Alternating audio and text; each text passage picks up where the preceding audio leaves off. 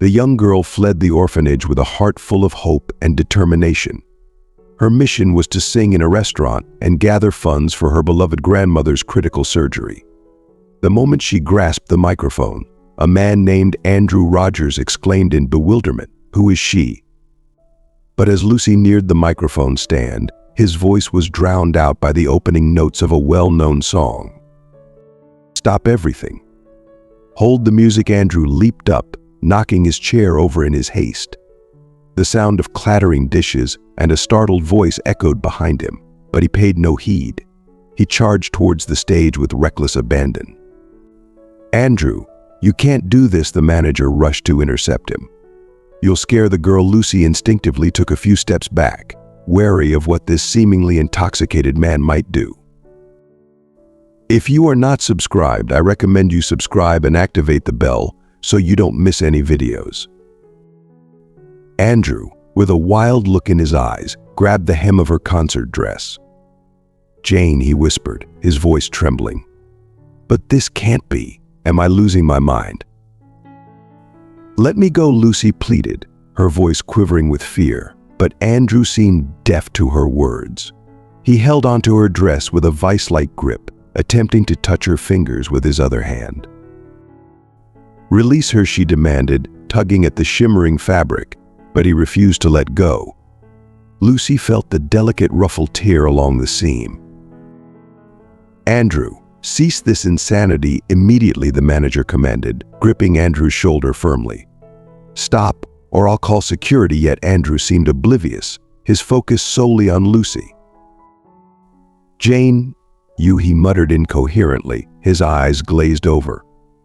He looked like a man on the brink of madness, or perhaps one standing before a ghost from his past, someone he had lost miserably years ago but could never forget. Jane. His heart raced wildly, making it hard to breathe. He clawed at his shirt collar, but his fingers became entangled in his tie and buttons. Suddenly, his vision went black. "He's unwell." "Get an ambulance, quick," someone shouted from afar, but it was too late. Andrew was slipping into a soft, enveloping darkness, indifferent to being saved. "Get the ambulance." The scene blurred with swaying on a stretcher, piercing sirens, frantic hands, and anxious voices. Through it all, Andrew kept murmuring, "Jane, Jane, Jane," thinking he was shouting, but the doctors only heard a faint, unintelligible whisper. Meanwhile, in the restaurant, the manager tried to soothe the shaken Lucy with a warm cup of tea. "Come on, drink up, sweetie." "Jay, did you put sugar in the tea?" "Yeah, the sugar bowl's right there," the bartender replied with a shrug. "Add some more," the manager insisted, pounding the counter with his palm. "Can't you see the girl's terrified? Give her some cookies, candies, whatever we have. Bring it all out." "Is there soup?" "Bring that too." Lucy clutched his hand, her eyes wide with lingering fear. "How are you feeling now?" "Any better?" The girl managed a weak smile. "I'm all right, Mr. Grant. Don't worry about me. I just wasn't expecting this." "How could anyone prepare for something like that?" Jay snorted. "Here's your dessert. Eat up and forget it ever happened. The guy probably hallucinated, or he was drunk or high." "Jay, vanish from sight. Do a disappearing act," the owner muttered under his breath. There's no need to discuss this with the girl. He massaged his temples in frustration, reflecting on how many times he had regretted hiring a teenager. Not officially, of course, he wasn't that reckless, but a 13-year-old girl had no business in a tavern. The place was filled with drunken men, and the women could sometimes be even more troublesome. The atmosphere was far from suitable for a child. Lucy performed from 9 p.m. until midnight, a time when children should be tucked in bed, listening to bedtime stories, not singing to a captivated audience. Yet Arthur couldn't find it in his heart to send the girl away. Every time she took the microphone, the entire room fell into a hush. Jokes stopped, loud conversations dimmed, and patrons even seemed to forget their drinks. Lucy possessed a gift, a voice so pure and resonant that it could silence even the most boisterous crowd. Arthur himself would abandon everything just to listen to her sing quietly. How could he possibly tell such a talented girl, "Sorry, but you're too young"? People flocked to the restaurant just to hear her sing, but there was another, more pressing reason Arthur kept quiet about. The girl desperately needed money. He recalled the day the art director had rushed to him, eyes wide with excitement. "Mr. Grant, do you have a moment?" "Never mind. Even if you're busy, you must come now. We've discovered a gem." "What gem are you talking about?" "Come on. They're waiting for you." The director practically dragged him into the office, muttering, "Offer her a good salary. Do you hear me? We can't let this girl slip away." Arthur sighed, thinking, here we go again. He's trying to push some strippers on us. "This isn't that kind of place," he said aloud. "We've never done that and never will." "What are you just come in? She's waiting." Arthur stepped into the office and froze. Before him stood a modestly dressed girl with neat braids and a fresh face that belonged to someone no older than 13. He turned to the art director, anger bubbling up. "Have you lost your mind? Do you understand the trouble this could bring us? How could you be so careless?" "Calm down," the art director replied, nodding towards the girl. "Lucy, sing something for us." And that was when Arthur realized he was in deep trouble. Never had he heard such a magical voice. While he might have wanted to throttle the art director for his recklessness, it was too late now. He wouldn't let go of this little songbird for anything. Well, he cleared his throat as the girl finished her song. "How old are you, child? And what's your name?" 13, she replied. "And my name is Lucy." 13, he repeated. "That's young." "And when I perform," she said eagerly, "I can wear more makeup. Please, I need the money." "Money," he smirked. "And what do you need it for?" "New gadgets from your parents." Her face fell. "I don't have parents, no mom or dad, and I don't need any gadgets. I'm an orphan. The only family I have is my grandmother, but she's very old, and now she's sick. She needs surgery, and it's expensive." "How much?" Arthur asked, sensing her hesitation to speak the amount aloud. "Write it down." He handed her a pen and paper. She quickly scribbled the figure and passed it to him. Arthur's eyes widened as he saw the amount, whistling in disbelief.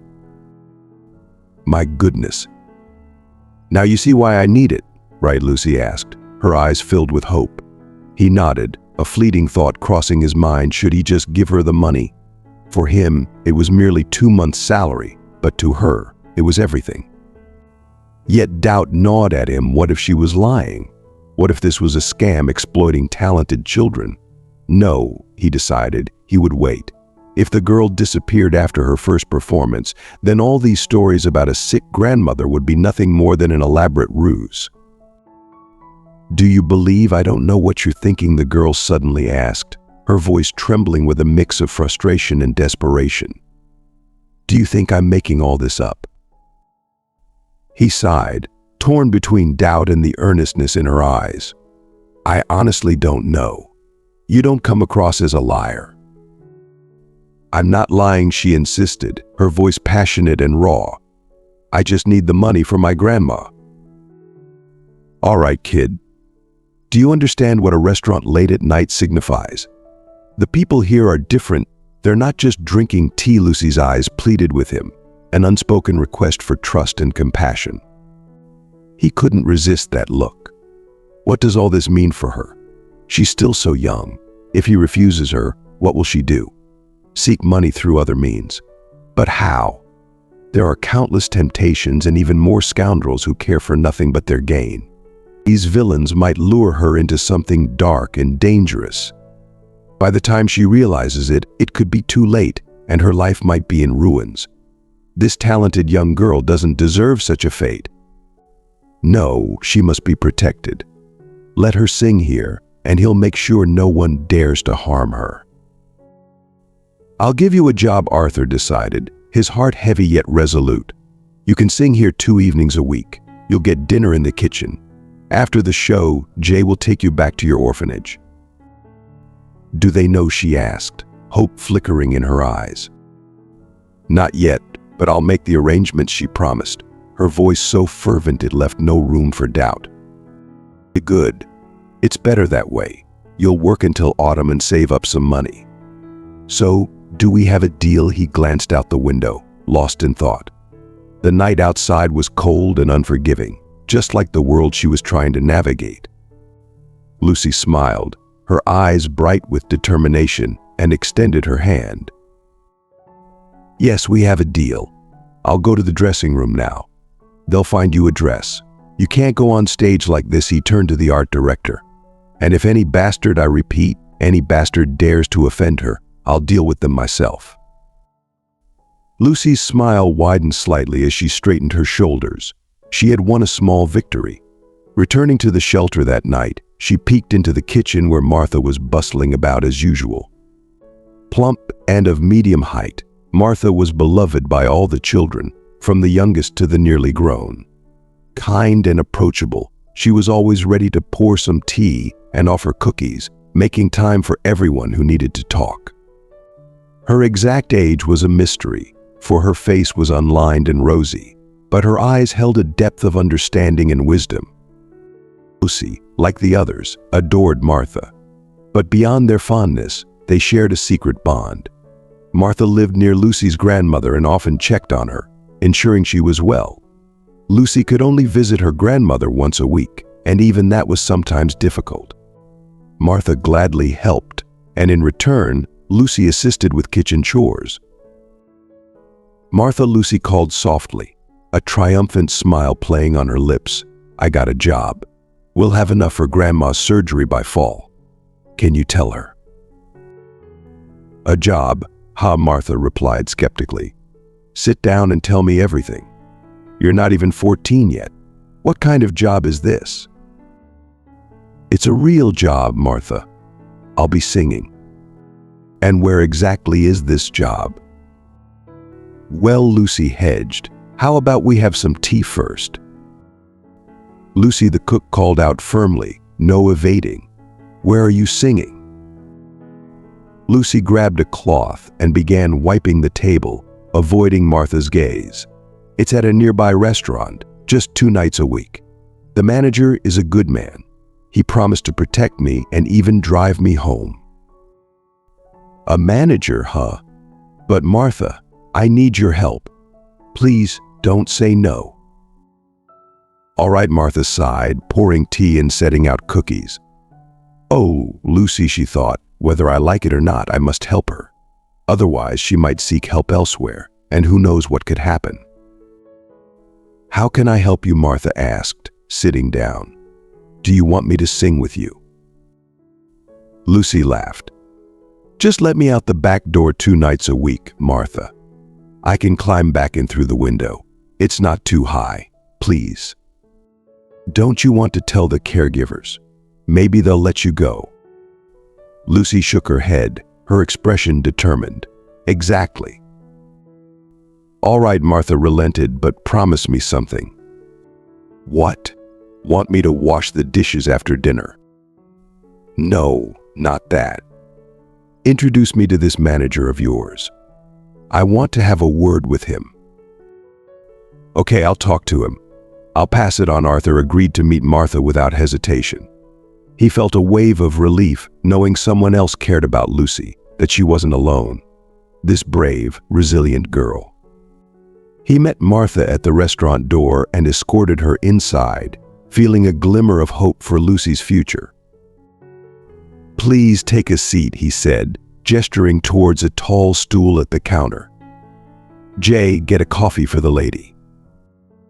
"I'd prefer tea." "As you wish. I'm Arthur Grant, and you are?" "I'm just Martha," she replied. "I work in the kitchen at the orphanage as a cook." "Wonderful. Lucy mentioned you. Are you her grandmother's neighbor?" "Not exactly a neighbor, but I live nearby. I visit to check on her. Of course, Helen, Lucy's grandmother, doesn't know about it. She looked around the room. And it's better she doesn't. She'd be mortified to know her granddaughter is here. Trust me, Martha Arthur said gently. We run a very respectable establishment. It's not ideal for a young girl, but in other places no one can guarantee her safety. Here, I ensure it. You can rest easy about Lucy. Can I? He smiled, finding this woman intriguingly different from anyone he knew. Martha seemed like she came from another world. She was plump, with smoothly combed hair tied in a knot at the nape, a pleasant face devoid of makeup, dressed in old-fashioned clothes, and holding a little purse on her lap. Arthur was used to glamorous women with styled hair and the latest fashions, as cold and beautiful as precious stones.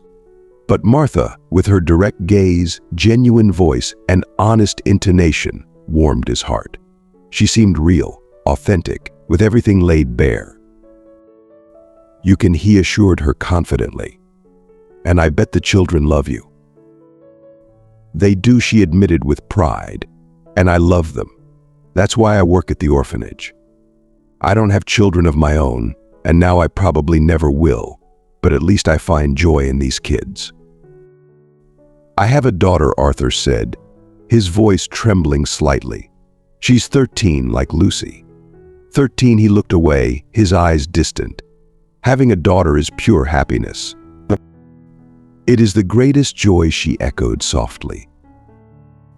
Is she doing well in school? Martha asked, to fill the silence. I don't know. I haven't seen her in a long time. Her mother and I separated when she was barely 2. They moved to Europe and promised to stay in touch. You know, Lucy reminds me so much of my wife. If I didn't know they were in Europe, I might think she was my daughter. Sometimes I forget she's not mine by blood. Martha remained silent. What could she say? Everyone carries their pain, and if someone opens up to you, it means they are deeply hurting.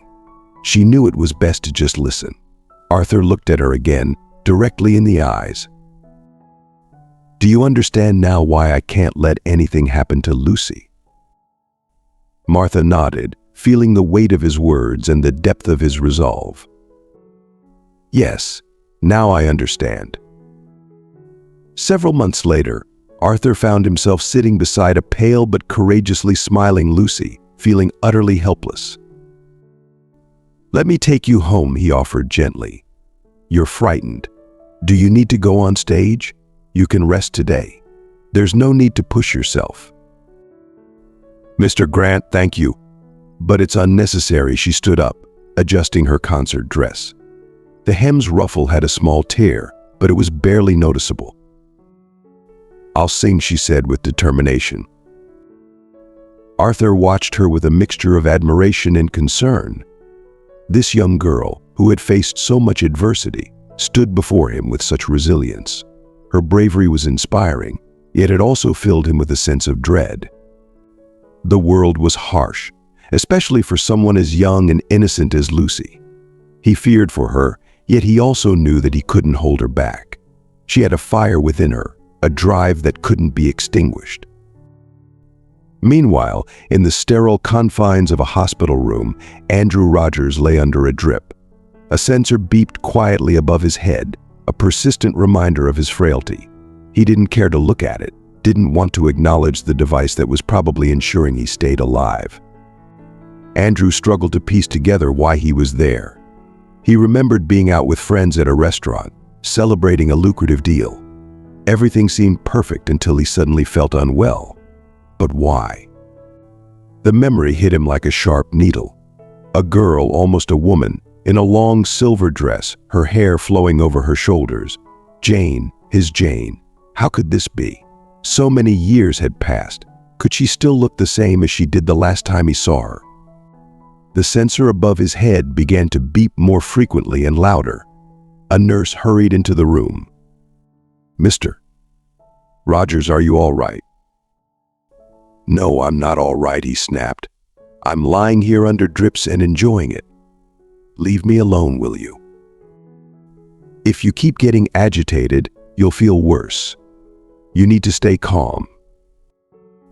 I didn't ask for your advice, and you're certainly not dear to me. If you continue being rude, she said calmly, adjusting the drip cord, I'll have to give you a sedative.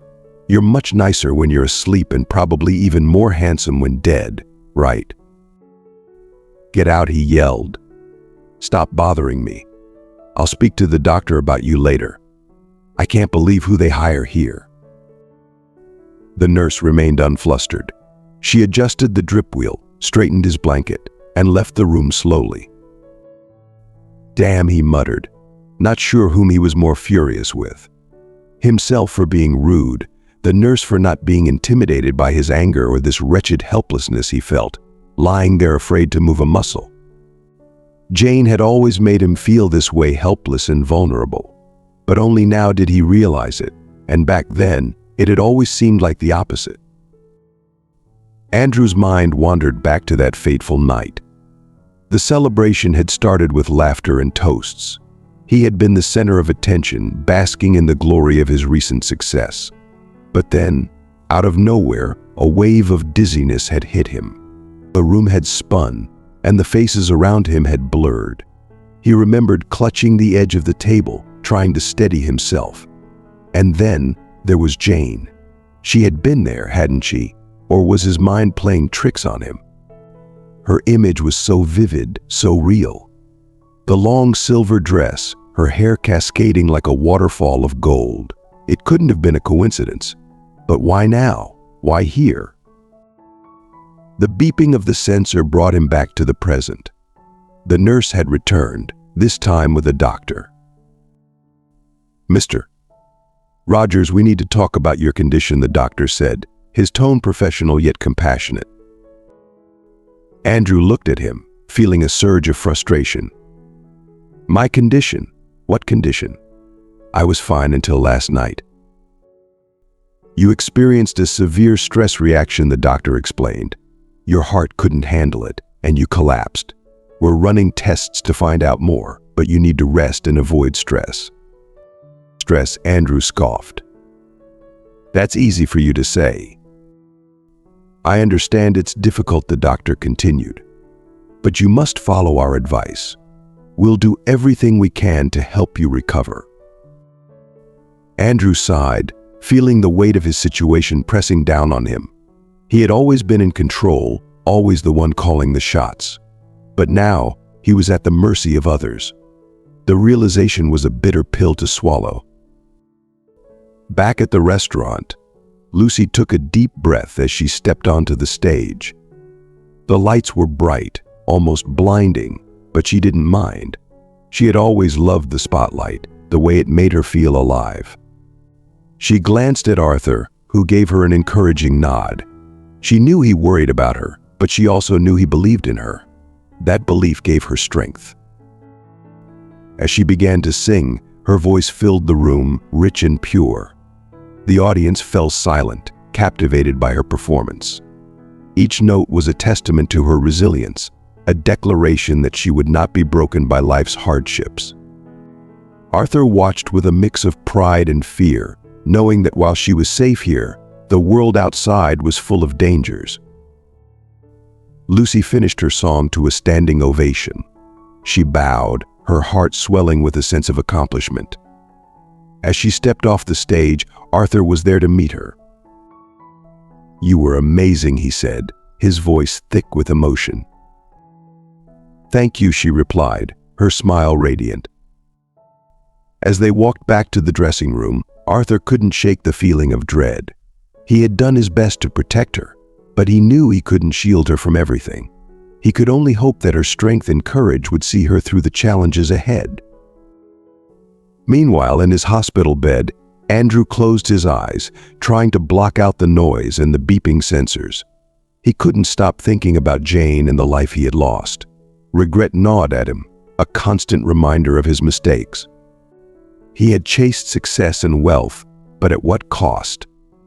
The people who mattered most were gone, and he was left alone with his regrets. As the days passed, both Lucy and Andrew faced their battles. Lucy continued to sing, her voice a beacon of hope and resilience. Arthur watched over her, doing his best to keep her safe. Andrew, on the other hand, struggled with his health and the ghosts of his past. Each day was a reminder of the choices he had made and the price he had paid. In the end, both of them learned that life was unpredictable and often harsh, but it was also full of moments of beauty and grace. Lucy's voice and Andrew's memories were testaments to the enduring power of the human spirit. As they navigated their respective journeys, they discovered that strength and hope could be found even in the most difficult of circumstances. Andrew closed his eyes and, for the first time in 15 years, allowed himself to remember everything from the very beginning.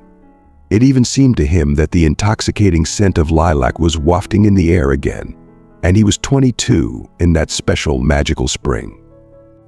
Every evening he would sit on a bench by the entrance, never letting go of his guitar.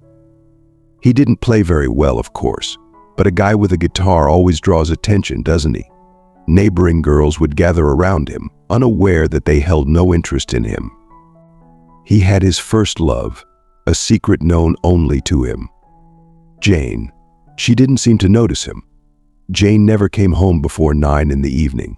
He knew she worked at some NGO office during the day and attended language classes with a tutor in the evenings. She had dreams of becoming a translator and leaving this place someday. He had no desire to leave, but for Jane he was willing to do anything. Yet she passed by him without a glance, leaving him breathless. She was so slender, with a straight posture, and swift as an arrow. It seemed like she could just take off in her strict business suit, heels clicking, her hair perfectly smooth. As he drifted off to sleep, he would play an enchanting game with himself, imagining Jane in a sundress with her hair down. There, she walked through a chamomile field, the grass softly yielding under her bare feet. Her hair smelled of chamomile, glistening in the sunlight. Jane would laugh, a hearty and inviting sound, leading him along, and he followed her, forever enchanted by her laughter. She kissed just like she laughed, hearty and invitingly. Jane. One day, he finally mustered the courage to call out to her. She turned her head and stopped, as if noticing him for the first time, as if he hadn't been there every evening. "Hello. Do we know each other?" she asked, her voice melodic and curious. "We've known each other for more than one lifetime," he blurted out. It didn't matter what nonsense he was saying, the main thing was that she wasn't leaving. She stood there, listening to him. "In a past life, your name was Esmeralda and mine was Quasimodo. You see, you're starting to remember." She smiled politely, a hint of amusement in her eyes. "And what's your name in this life?" "I am Andre." "So, Andrew." "No, Andre. It sounds more interesting that way." "Pleased to meet you, Andre," she said, stepping toward the door. He panicked as she moved away. "Listen, Jane, would you like to climb up to the roof, have some champagne, and I'll tell you all about our past lives? There's a lot to remember." "And the champagne, of course, on my tab?" she asked with a teasing smile. "On mine," he hurriedly replied. "Everything is on me.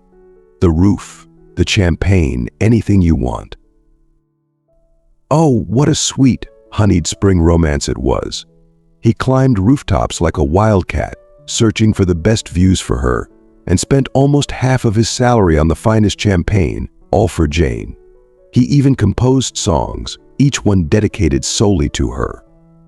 Jane laughed and said he should have been a troubadour. At first glance, you couldn't tell that he was a serious person, a geologist. He didn't mind her affectionate jokes. "Well, tell me, why do you need your foreign adventure?" This question haunted him. "We could settle down perfectly fine here. You're learning languages you could tutor. Everyone's obsessed with French nowadays, aren't they?" "Oh, what bliss," she replied sarcastically. "Dealing with school children." "But think about it, Jane. We could have a life here together. I love you, he finally confessed, his voice trembling with vulnerability.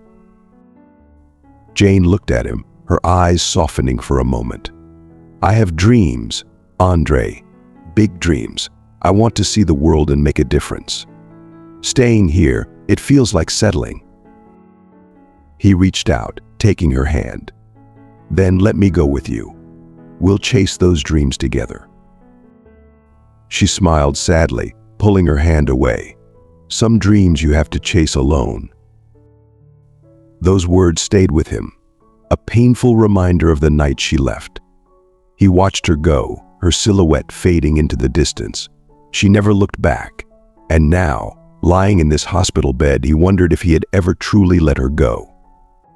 The memories of their time together were bittersweet, filled with the joy of first love and the agony of unfulfilled promises.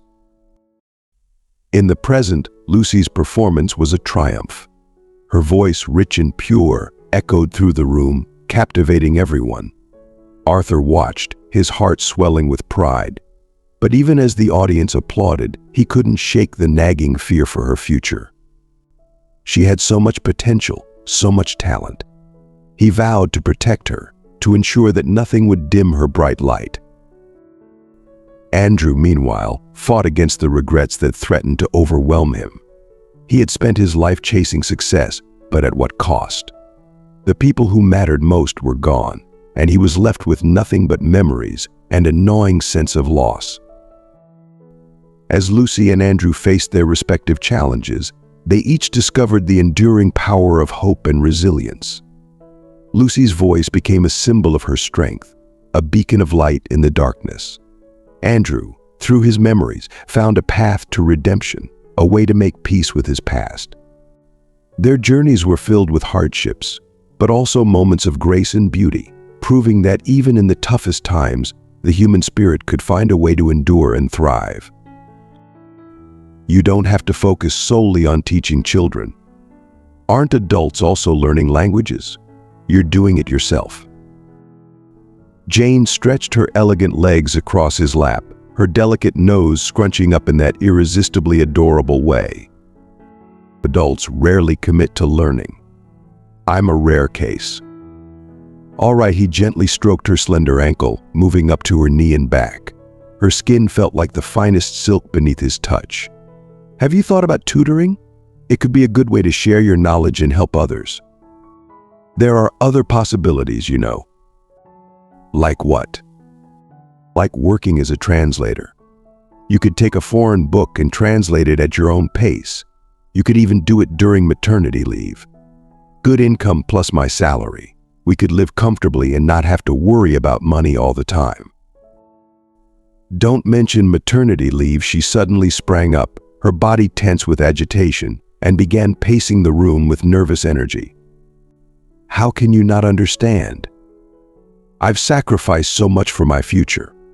Since school, I've studied relentlessly while everyone else was having fun. During breaks, I buried myself in new subjects, participated in every competition, and fought my way to a gold medal. Do you think getting into college was easy? I slaved away like a prisoner and then had to hold my ground in this damned prestigious program. Well done, he acknowledged, his gaze fixed on her graceful form. You're incredibly determined and hardworking. I admire that about you. And my job, do you think I enjoy it? It's not like it's my dream job. Then why do you stay? For the prospects, Jane enunciated each syllable with deliberate emphasis. I'm learning languages too, all for the sake of a better future, and you're talking nonsense about maternity leave. Dairy kitchens, gaining 20 kilograms in life. What life is that? Store, home, playground. That's not living for me. Understood, say no more, he embraced her, pulled her close, and kissed her deeply until Jane's resistance melted away. Someday he would convince her. Someday he would. Time seemed to lose all meaning. He existed in a dream-like state from one meeting to the next, where nothing, absolutely nothing else mattered except her voice, the scent of her hair, and the cool touch of her skin. "Do you love me? Tell me you love me," he pleaded, his voice filled with longing, but she never answered. Only once, with icy resolve, looking him straight in the eye, she said, "Never. No love will destroy my life." "What are you saying?" he asked, confused and hurt. It was only much later that he understood it had been a farewell. Jane did love him, he was sure, but she was bracing herself for their inevitable parting because she couldn't allow herself any other path. She had repeatedly told him that nothing was more important than the future she had envisioned. She had told him, but he, the fool, hadn't listened, hadn't believed she was serious. Jane had thrown herself into her studies with feverish intensity to become a top achiever. She secured a job with a wealthy employer and studied languages every night, all to achieve her dream of living in a serene European country where life was safe and predictable. And what could he, a naive young man in love with his guitar, offer her? Pregnancy, a rushed marriage, and then heartburn, swelling, a body changed by childbirth, and sleepless nights with a crying baby. A monotonous life of penny pinching, a dull husband, childhood illnesses, and parent-teacher meetings. She saw all this and refused to betray her dream. She was driven by a vision of a better life, a life she had worked tirelessly to create, and nothing, not even love, would deter her from that path. He watched her, feeling a mixture of admiration and sorrow. He admired her strength and determination, but he also felt a deep sadness, knowing that he might never be a part of her future. She was like a comet, blazing a brilliant trail through the sky, destined for greatness, while he was just a star, content to twinkle in his small corner of the universe.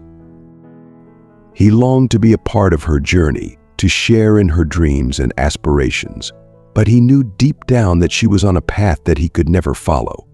She was destined for greatness, and he was destined to watch her from afar, always longing, always dreaming of what could have been. "Do you love me? Please, just say it once," he begged again, his voice breaking with emotion. But Jane only looked at him with those clear, determined eyes and shook her head. "I can't. My future is too important. I can't let anything, even love, stand in the way of my dreams." With those words, she turned and walked away, leaving him standing there, heartbroken and alone. He watched her go, knowing that he had lost her, knowing that she would never be his. But he also knew that he would never stop loving her, never stop dreaming of a life where they could be together, where their love could flourish and grow. And so he waited, living from one encounter to the next, always hoping, always dreaming of the day when she would return to him. But deep down, he knew that day would never come. Jane was a force of nature, unstoppable and unyielding, and nothing, not even love, could change her course. "That's what she wanted to tell me then," the man thought wearily. "She wanted to say she loves me, but she won't give up her plans even for love." After that fateful meeting, he never saw her again. Her mother just shrugged at all his desperate inquiries. "She had left," she said, "and didn't say where. Will she come back? Who knows? Maybe she will, maybe she won't." "She'll come back," he assured himself to keep from going crazy. "She can't be without me. She'll return. I just have to wait." And so he waited, eagerly. Day after day, he rushed home from work, hoping that Jane would return and knock on the door of his rented apartment. Out of habit, he bought champagne, always ready to celebrate her return. He would sit for hours by the window, not wanting to miss the moment when she would briskly tap her heels on the road leading to the entrance. This futile waiting wore him down, draining him completely. Surely at some point he grew too tired of waiting. It was late autumn, on the last Friday of November. He returned from work and was about to settle by the window, clutching a glass of champagne, but suddenly realized he didn't want to. He didn't want anything at all, just sleep. It felt as though he hadn't slept for 100 years, maybe even more. He collapsed into bed on Friday and woke up only on Sunday morning. That was it. He felt free and empty at the same time, as if everything had suddenly become indifferent. Jane had left and would never return. He would never see her again, so he simply had to live. Just live. In essence, it wasn't the worst idea. He just wanted to know how to make it happen. Not long ago, the world around him was filled with music, bright colors and scents. But now it suddenly dimmed, lost its color, and fell silent. Broken expectations and worn-out hope felt like a nerve being pulled from a tooth. The tooth remained, but it had lost all sensitivity. In the first few days, he lived like a programmed robot. He got up in the morning because the alarm went off, ate breakfast because his body needed sustenance, went to work because he had to, and also because work gave his ghostly half-life some semblance of meaning. Then, somehow, it became easier. A friend invited him on an expedition somewhere out in the boonies, searching for oil. That was exactly what he needed, a complete change of scenery. It seemed to be called hard work. New challenges and healthy exhaustion healed him. He remembered vividly how once, sitting by the campfire, he suddenly felt happy out of nowhere. It smelled of pine cones, he was full, and warmth radiated from the fire. He knew exactly what he would do tomorrow, and how important his work was to others. In a couple of weeks, the new year would come. This happy and dreadful year would end, the hands of the clock would move forward, and a new page would be opened. It would be opened right. Of course it would. Why wouldn't it? He never found out whether he forgot about Jane, fell out of love, or simply resigned himself to her departure and preferred not to dwell on it. What's done is done. Then, there was that evening in the restaurant, and Jane was untouched by time. Nonsense. It's all nonsense. But then, whom did he see there? He felt for the nurse call button. She appeared after a minute. "I'm here, Mr. Rogers." "How long am I supposed to lie here? Work is waiting for me. When will I be discharged?" he rasped. The nurse didn't lose her usual composure. "It's best to discuss that with the doctor, Mr. Rogers. But I believe it will be quite soon." "All right, give me the phone. I need to know what's happening out there without me." "I'm afraid that's out of the question. You're attending physician's orders," she charmingly smiled. "Reading the news, engaging in business negotiations, all of that could provoke strong emotions. It's all contraindicated for you," she said, meaningfully looking at the beeping sensor above the patient's head. He wanted to throw something at this healthcare fairy, but unfortunately there was nothing heavy at hand. The days of August turned out to be hot, as if summer had decided to pour out all its remaining warmth. On these warm summer evenings, all the windows in the children's home were wide open, and from the street, the conversations of the caregivers quietly and soothingly drifted in. "It's really good that they gave us this rest facility near the data, don't you agree? It's good for the kids to be in nature, and for us to relax a bit, thanks to the new mayor," one of the caregivers remarked. As the days passed, he found himself caught in a haze of emotions, teetering between the raw pain of loss and the slow, steady march of time that seemed to dull the sharpest edges of his grief. Life, in all its relentless forward motion, began to pull him along, away from the stagnant pool of his waiting and longing. The expedition had been a turning point, but it was the small, everyday moments that truly began to heal him: the smell of coffee in the morning, the sound of children playing in the park, the feel of the sun on his face as he walked to work. He started to see beauty in the mundane, to find solace in routine. He joined a local club where he learned to play the guitar better, his fingers dancing over the strings in a way that felt both familiar and new. Music became his refuge, a way to express the emotions that words could not capture. He played for hours, losing himself in melodies that spoke of love, loss, and the hope of new beginnings. One evening, as he sat strumming his guitar by the window, he realized that he had not thought about Jane all day. The realization hit him like a bolt of lightning, both startling and liberating. He was moving on, however slowly, however painfully. He was learning to live without her, to find joy and meaning in a life that no longer included her presence. He began to reach out to friends he had neglected, to make new connections. He volunteered at the local community center, helping kids with their homework and organizing events. The smiles of the children, their unbridled laughter, began to fill the void that Jane's absence had left. He found himself looking forward to these moments, cherishing the sense of purpose they brought. Months turned into years, and though the memory of Jane never completely faded, it no longer held the same power over him. He had learned to cherish the past without being enslaved by it, to honor his love for Jane without letting it dictate his future.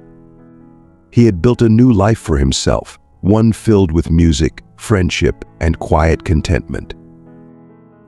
And then, one day out of the blue, he received a letter. It was from Jane. She wrote about her adventures, her successes, and her regrets. She apologized for leaving without a word, for the pain she had caused. She had followed her dreams and achieved her goals, but in the end she realized that something was missing. She missed him, missed the love they had shared. He read the letter with a mix of emotions: joy, sadness, anger, and relief. He realized that he had already forgiven her, long before the letter arrived. He had moved on and found his path, but the love they had shared had not been in vain. It had shaped him, taught him, and in its way, set him free. He wrote back, wishing her well, and sharing his journey. He did not know what the future held, but he knew that he was stronger, wiser, and more at peace. Jane had been a part of his life, a chapter in his story, but he was ready to write new chapters, to embrace whatever came next with an open heart and an open mind. And so, life continued. He continued to play his guitar, to volunteer, to find joy in the little things. He learned to live in the present, to appreciate the beauty of the moment, and to look forward to the future with hope and optimism. He had loved, lost, and found himself again. And in that journey he had discovered that life, with all its ups and downs, was worth living to the fullest. "Well, it's good in a way, of course, but you were there," another replied. "I visited during winter after they gave us this place, went with the director to see what needed to be done. And I'll tell you, the facility was in disrepair. There's so much work to be done there, but they assigned us a repair crew." "That's true, but they only fixed up the buildings. As for the surroundings, we used to organize the kids for community service, but now they call it exploiting child labor. You can't understand what's happening." Two 13-year-old girls sat in their room, listening intently to the conversation. Upon hearing the last phrase, they exchanged knowing glances and chuckled. "This old grouch, Mrs. Harris, always finds fault," whispered Alice. "They gave us the place, bad. They did the repairs, bad again." Lucy glanced at the clock and pressed her finger to her lips. Leaving already, Alice raised her eyebrows in surprise. "It's still early." Lucy tiptoed to the door and peeked into the corridor. Generally, weekend evenings were quiet, especially in the summer. Now, with some of the children taken to the larger recreational facility converted into a summer cottage for the orphanage, the building and its surroundings were quieter. Even time itself seemed to slow down. There was no frenetic pace. Instead, it was a smooth, honeyed flow. After dinner, the caregivers brought out chairs and a small tea table onto the porch and sat there, some with their phones and some with books. Those who wanted to chat took strolls along the flower beds or went to the gazebo to avoid disturbing others. It was a peaceful, relaxed time. Lucy silently slipped out the door and headed to the dining hall. Of course, no one was there anymore. Only the quiet splashing of water from the kitchen could be heard. "Martha," Lucy called out in a loud whisper. The cook turned around, her round, flushed face breaking into a smile.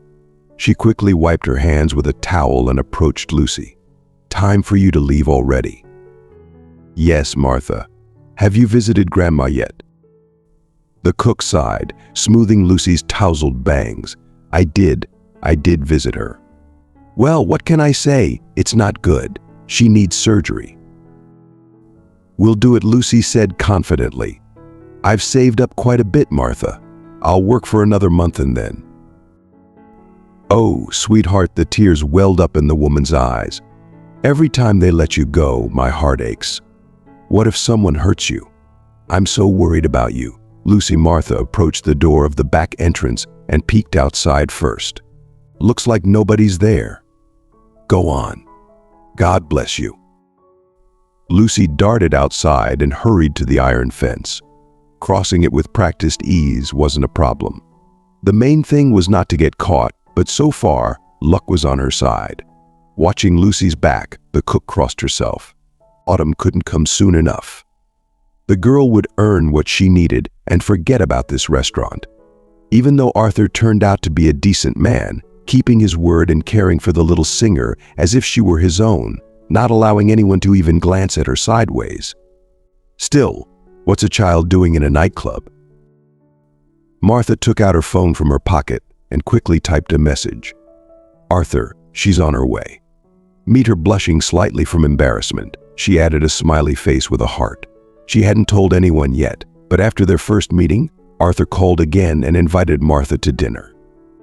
Since then, they began dating, and recently he started talking about marriage. How could you, Arthur? Martha asked fearfully. I'm not your equal. I'm just a simple woman, a cook at the orphanage, and you. And I, he said gently, placing a finger on her lips, want to be your husband because you are sincere, kind, real. It's still unknown who is unequal to whom. Martha didn't wear the ring he gave her to work, but always kept it in her purse. Whenever she had a free moment, she would take it out to stroke it. Don't worry, Martha. Lucy is already here. Love, the message chimed. That's how it goes. Love. And who would have thought that such a refined, smart, and caring man could fall in love with such an ordinary, unremarkable woman? Martha remembered how she laughed when a gypsy predicted such a husband for her 20 years ago. You'll meet him in a noisy place, she said. He'll love you with all his heart. Just don't push him away. Believe in him, and everything will be fine. Back then, Martha thought it was all nonsense, but look at that. It came true. Andrew Rogers grimly looked at himself in the mirror. Oh yes, he looked great after lying in the hospital bed for a month. Slimmed down, pale as paper, there were circles under his eyes so deep you couldn't tell if it was because he couldn't sleep for a month, or if someone had given him a beating. Even his hair seemed to have thinned. He ran his hand over his head. He should go to the barber, but he avoided it. Of course he chuckled, remembering how in his youth he never set foot in a barber shop. Back then, he wore his hair long, down to his shoulders, proud of it. The girls liked it and envied him. No wonder his mane was something else, thick, wheat-colored, and his hair curled in large curls. Back then, he only saw barber scissors in nightmares, but now, once a month, like clockwork, he had his hair cut for the first time. Right after Jane, at New Year's, he handed his friend the clippers and curtly ordered, "Shave it all off. I'm tired of these locks." "Your head will freeze without them," his friend laughed, but Andrew didn't back down. "Shave, I'm telling you. I'm starting a new life." His friend didn't argue, and it's strange. As his luxurious curls fell to the floor, the feeling of finally being free from the past became stronger and stronger. Maybe he should shave his head again, although maybe not. He's a respectable man now. People might not understand, but he needs to visit the barber, just not today. Today he has other plans. He adjusted his tie, took the keys to the car, and left the house. At this hour, there was still plenty of space to park near the restaurant. Rightly so, as only those with work the next day come here at this time, meaning only dinner and a small amount of alcohol. It's only after midnight that revelers flood in and drunkenness begins. "Hello," Andrew nodded to the manager. "Hello, Arthur. We need to talk." "I'm listening." "Why?" Andrew sighed. He hadn't been open and carefree for a long time, and he was out of practice apologizing. I messed up last time. I'm sorry. Forgive me. It's okay. So listen, I don't even know what got into me. They rushed me to the hospital, and I ended up staying there for a month. They said it was a severe heart attack. And you know what? I used to love a girl once, so much so that she left me. You understand? It was so long ago. Years and years. And I saw this singer of yours and couldn't believe my eyes. It's her. Who's her? Arthur asked coldly. That girl. Arthur, I nearly lost it. How can it be that she's the same and, most importantly, hasn't changed at all? Is that even possible? In short, I need to see her. I want to talk. Help me. Andrew, the manager, said, You may not be aware, but our singer is still just a child. We gave her a job due to exceptional circumstances. Because of her makeup, she looks like an adult, but in reality, she's just. In short, she can't possibly be the girl you're talking about. What if she's her daughter? The man persisted. Or her younger sister? We know nothing about the girl's parents, Arthur replied irritably. She lives and is raised in an orphanage. As for the resemblance, well, stranger things have happened. Lucy reminds me of someone too, but that's no reason to think that. In short, I apologize. Wait. Andrew caught the manager's sleeve. I understand everything, but you have to understand me too. I have to see her. I must. I'm obliged. Just to know that I haven't lost my mind. I nearly lost it in the hospital, and now I seem to have survived. But I don't know if I go on living as before, or if I should just go to the loony bin and surrender. Just let me talk to her, and I swear I won't lay a finger on her. Want us to talk in your presence, Arthur? Please. Arthur studied Andrew for a long moment, weighing the sincerity in his eyes against the potential risks. Finally, with a reluctant nod, he agreed. All right, Andrew, I'll arrange a meeting, but only under strict supervision. One wrong move, and it's over. Thank you, Andrew breathed a sigh of relief, his heart pounding with a mix of hope and trepidation. That evening, as Lucy entered the dimly lit room, she found Arthur and Andrew already seated, the air thick with unspoken tension. She took a seat across from them, her eyes curious and wary. Lucy, Arthur began gently, This is Mr. Rogers. He believes you might have some connection to someone from his past. He just wants to talk. Lucy nodded, her gaze steady on Andrew. Okay, what do you want to know? Andrew leaned forward, his voice trembling with emotion. You remind me so much of someone I loved dearly many years ago. Do you know anything about your family, where you come from? Lucy shook her head. I don't know much. I've been in the orphanage for as long as I can remember.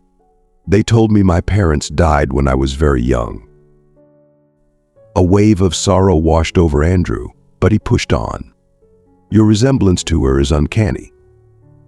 Do you have any relatives, anyone who might know more about your background? Not that I know of, Lucy replied softly, but if it helps, I can ask the orphanage director. Sometimes they have more information than they let on. Andrew nodded, a faint glimmer of hope in his eyes. Thank you, Lucy. I appreciate it more than you can imagine. As the meeting concluded, Andrew felt a strange mix of emotions. He had taken a step towards closure, but the journey was far from over. He knew he had to dig deeper to find the answers that had eluded him for so long. Over the following weeks, Andrew and Arthur delved into the orphanage's records, uncovering fragments of Lucy's past. Each discovery brought new questions and new possibilities. As they pieced together the puzzle, a picture began to form, one that hinted at connections long buried by time and circumstance. Through it all, Lucy remained a beacon of strength and resilience, her determination mirroring the very qualities Andrew had admired in Jane. Slowly, the barriers between them dissolved, replaced by a bond forged in mutual respect and a shared quest for the truth. One crisp autumn evening, as the first hints of winter crept into the air, Andrew received a call from Arthur. "We found something," Arthur said, his voice taut with excitement. "Meet us at the orphanage." Andrew arrived to find Arthur and Lucy waiting with the director, an old leather-bound book open on the desk. "This belonged to your mother," the director said, handing the book to Lucy. "It contains letters, photographs, and documents that might provide the answers you're looking for." Tears welled up in Lucy's eyes as she carefully turned the pages, her past unfolding before her. Andrew watched, his heart aching with the weight of years gone by, yet filled with a newfound sense of purpose. He had come full circle, from loss to discovery, from despair to hope. In the end, it wasn't just the answers they found that mattered, but the journey itself. It was a journey that brought them closer, healed old wounds, and forged new bonds. It was a journey that reminded them that no matter how far apart they seemed, their lives were intertwined in ways they could never fully understand. And so, as the days grew shorter and the nights colder, Andrew, Lucy, and Arthur stood together, ready to face whatever the future held. They had found each other, and in doing so, had found a new beginning, a new chapter in their shared story. Arthur shook his head, feeling a profound sense of pity for the man before him. The poor guy seemed utterly lost, probably unable to fathom the chaos within his mind. "I'll bring Lucy to the hall. You can speak with her right here, and I'll be present the entire time. Now, sit down. I'll fetch the girl." Andrew obediently sank into the nearest chair, his body heavy with apprehension. As the manager re-entered the hall with Lucy, Andrew's heart began to race uncontrollably, each beat echoing his anxiety. "I might as well die here," he thought, his spirit weighed down with despair. "I might as well." Arthur approached with a calm demeanor, pulling out a chair for Lucy with a gentle smile. "Please, take a seat. Andrew here just wanted to have a chat with you, and now we'll discover what it's all about." Lucy sat down, her eyes filled with curiosity as she looked at the stranger before her. There was no trace of the fear that had marked their first encounter. Her resemblance to Jane struck Andrew again like a lightning bolt. It was as if he were staring into the face of the past. "I am," Andrew began, his voice trembling slightly as he cleared his throat. "First of all, I want to apologize for what happened last time. I wasn't myself then. I was ill, my heart. Please forgive me." "Accepted," Lucy replied with a warm, reassuring smile.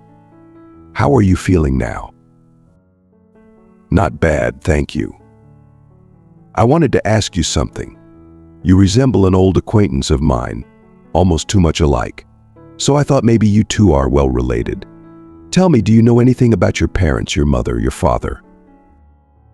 "They divorced a long time ago," the girl shrugged nonchalantly. "I don't remember my dad, don't even know his name. My grandma changed all my documents when they left me with her. She even gave me her surname and changed my patronymic." "I see. And what about your mother? Do you remember her?" Andrew's voice was laden with a mix of hope and trepidation. "My mom. Grandma said she left me with her. I don't know where she is, but Grandma said she's in France, I think, but nobody knows for sure." The men exchanged a glance, their expressions a mix of surprise and recognition. "What's her name?" Andrew asked, his voice tight with anticipation. "Your mom." "Jane. Jane Murray." Arthur's face went ashen. "Is your grandma's name Helen?" he asked, his voice barely above a whisper, laden with a mixture of dread and hope. "Helen, yes. Helen Taylor. That's my grandma." "Why? What's going on, Mr. Grant?" Arthur buried his face in his hands, struggling to contain the flood of emotions. When he finally looked up, his eyes were red and inflamed. "It's just that you're my daughter. Maybe your grandma didn't tell you, but she changed your name too. I named you Laura." He paused, the weight of his revelation pressing down on everyone present. "Jane and I split up 15 years ago," he added softly. "And how old are you?" 13, Lucy replied, her voice small and unsure. "You're not to blame for any of this," Arthur said wearily. "Jane, my wife, told me she just ended a passionate affair. She even rented an apartment in another part of the city so we wouldn't accidentally meet. She saw more potential in me. By then I was already involved in the restaurant business. And she kept urging me to go to Europe to open a restaurant there." "Yeah, she was obsessed with Europe the whole way," Andrew interjected, his voice tinged with bitter nostalgia. "It's like she watched too many movies. What nonsense. As if people don't live here." "Yes, exactly. She kept insisting and I kept refusing. But eventually, we decided to go to France just for a vacation to see if her dreams had any basis in reality. I hoped Jane would see that life isn't as simple and glamorous there either. We returned from that trip as a trio. When we discovered the pregnancy, Jane seemed overjoyed. But later, I realized she was hoping the child would give her more leverage over me. And then Laura was born. My wife started telling me every day that our daughter needed to grow up in stability, that nothing could be planned here, not even for a year ahead, and that if I were responsible, I would have moved the family to Europe long ago, where you can live and raise children peacefully." "Haha, such familiar speeches," Andrew chuckled, shaking his head. "Calmness, prosperity, stability, foresight. We constantly argued," Arthur continued, his voice heavy with fatigue. "I was so tired of it. I would have divorced her myself if it weren't for my daughter. And then one day I came home from work and found no one. Neither my wife nor Laura nor their belongings. Just a note on the table saying they were leaving forever. I rushed to call my mother-in-law. But she just repeated the same thing to me, that Jane and Laura had left, and I was not to call her again. I don't know what my wife told her about me, but it was nothing good." Arthur's voice broke as he finished his tale, the room falling into a heavy silence. The truth had finally surfaced, laden with years of misunderstanding and pain.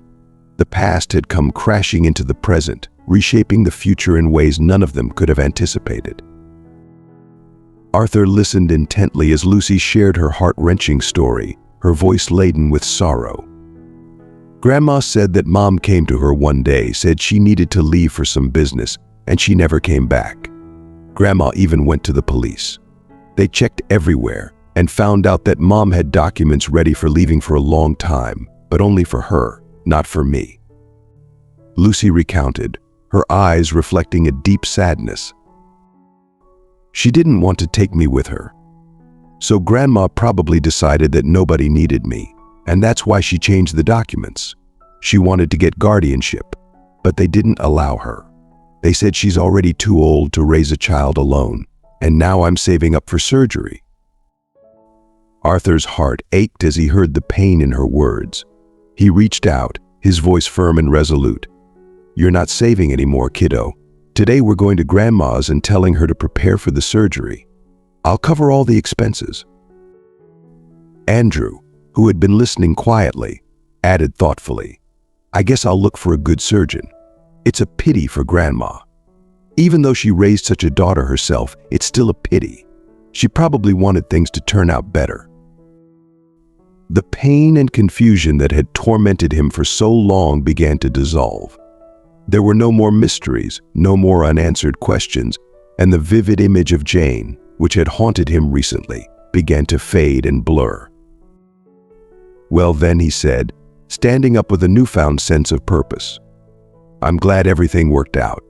Once again, please accept my apologies. And about the doctors, I'll get in touch with you in a few days, Arthur. And now it's time for me to go. I think you have plenty to talk about without me." He stepped out onto the street, feeling a rush of health and strength that he hadn't felt in years. Funny how it all turned out, he thought. He'd lost his mind, had a tantrum in a decent place, scared the girl, and almost died himself. But in the end, it turned out that thanks to him, father and daughter found each other, and Helen will live. God willing, the old bag. He didn't love her, he thought. She deliberately hid Jane from him. And Jane always made her own decisions, so she got what she deserved, abandoning the closest people. Oh, Jane, Jane, are you happy now? Made it to your beloved Europe, huh? Well, now sit there. 2 months later, Arthur, Martha, and Lucy were anxiously waiting for their grandmother, Helen, to be discharged from the hospital. Martha held a large bouquet, her face glowing with anticipation, while Arthur conversed with the doctor, his expression serious but hopeful. Lucy stood nearby, gripping her father's hand, her heart pounding with a mix of anxiety and excitement. Everything went well, the doctor informed them with a reassuring smile. Considering her age, Helen's body is remarkably strong, so there's every reason to believe that her recovery will be smooth sailing. Of course, she'll need attentive care initially, but don't let her be idle. Moderate activity is essential. And don't allow her to pity herself. People of Helen's age often fear making any movement after surgery. Arthur nodded, his relief palpable, and turned to his daughter and fiancée. I think it's best if Grandma stays with us for now. We'll set up a room for her and cater to her needs, no doubt. Lucy shook her head gently. Grandma will be better off at home. She's more accustomed there. I'll stay with her for now and help out. No, Lucy, her father countered softly but firmly. We'll hire a good caregiver for Grandma and we'll come to visit her every day. You need to focus on your studies and your vocal lessons. And besides, he added, pulling her into a tight embrace, I've lived too long without you. I don't want to part ways again. Yes, sweetheart, Daddy's right, Martha said, her eyes twinkling with warmth. Grandma needs specialized help, someone with medical training, but we can always visit her. And besides, she added with a mischievous grin, soon I'll need your help when the baby arrives. The girl gasped, her eyes wide with excitement. A baby, and you kept quiet. We weren't sure ourselves until this morning, Arthur explained, his voice tinged with joy. But now you know. You'll soon have a little brother or sister, and we can't manage without your help. And when Grandma recovers, if she wants, she can move in with us. 10 years later, the family found themselves in a grand auditorium, their hearts swelling with pride. Lucy stood on stage, having just won an international singing competition.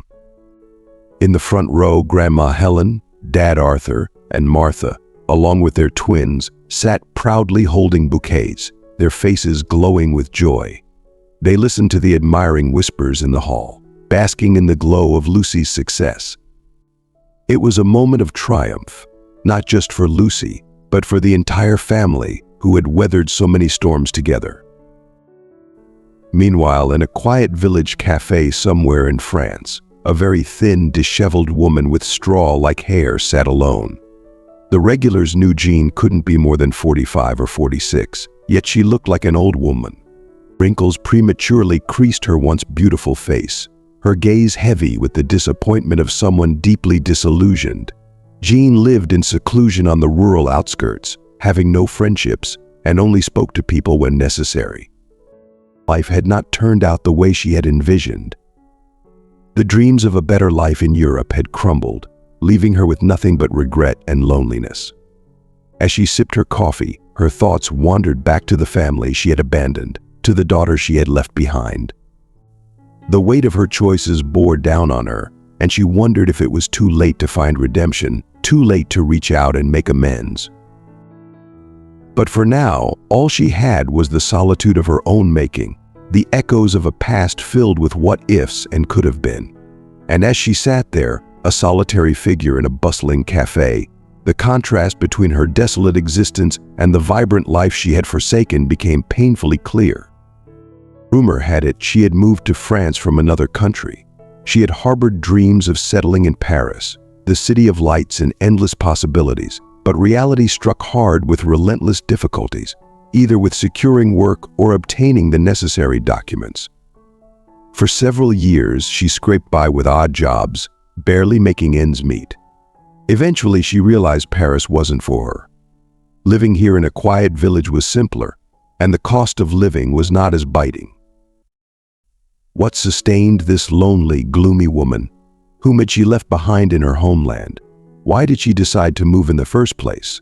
No one knew, and no one cared to find out. She was just another anonymous face in the crowd, a shadow among the villagers. The television on the wall murmured, not attracting much attention. Well, almost not anyone's. Jean, without looking away, was fixedly staring at the screen, her eyes filled with a strange intensity. "What show is this?" she suddenly asked loudly, her voice cutting through the low hum of conversation in the cafe. "It's a talent competition," someone replied lazily, barely looking up from their drink. Jean turned back to the screen and froze, her eyes widening as she watched the young singer with a familiar accent. Laura, the commentator, rattled off. A girl with an extraordinary destiny. She grew up in an orphanage, and only thanks to a fortunate turn of events, managed to find her father, reuniting the family. This girl's extraordinary talents, combined with her fantastic luck, helped her win the toughest competition. And now a brilliant future awaits her. A radiant face of Laura appeared on the screen. Jean straightened up, her body tense, and clenched her teeth tight. Watching this girl, seeing herself in her youth, was unbearable. An unwanted child whom she had so eagerly disposed of, throwing her away like trash. And look at her now. She has everything: a loving family. She even managed to find her daddy somehow. And of course, Grandma. She has fame and a brilliant future ahead. Jean stood up abruptly and quickly left the pub, her heart pounding. She tried to keep her posture upright, feeling as though every eye in the room was on her, judging and despising her, the mother who had abandoned her child. "This shouldn't be happening," she muttered to herself over and over. "This is me. I worked so hard. I schemed so much to achieve my goal, and instead I'm sitting in the backwoods among some idiot farmers. I should be living in Paris and shining. Yes, shining, surrounded by luxury and the most magnificent men. I should have a brilliant future, not her. Life just cheated me." She shoved her hands deeper into her coat pockets and quickened her pace, her thoughts a whirlwind of anger and resentment. The life she had envisioned, the dreams she had nurtured, all seemed so far out of reach now. Instead of basking in the glow of success, she was stuck in a small village, living a life that felt like a mockery of her aspirations. As she walked briskly through the narrow, dimly lit streets, memories of her past haunted her. She recalled the day she had left her child, thinking it was the only way to pursue her dreams.